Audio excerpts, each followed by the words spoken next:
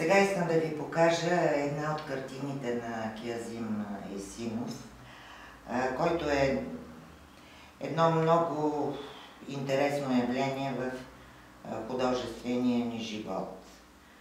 При него има пластичен изказ с основна характеристика спояване на българския фолклор, неговата приказност със световната митология. Бих казала, че автора има неограничен диапазон.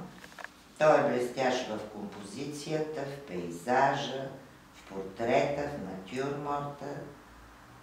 С една дума, за мен Есимов е властелин на светлината. И картините му имат неповторимо излъчване. Картината, която ви показвам, се нарича Личителката.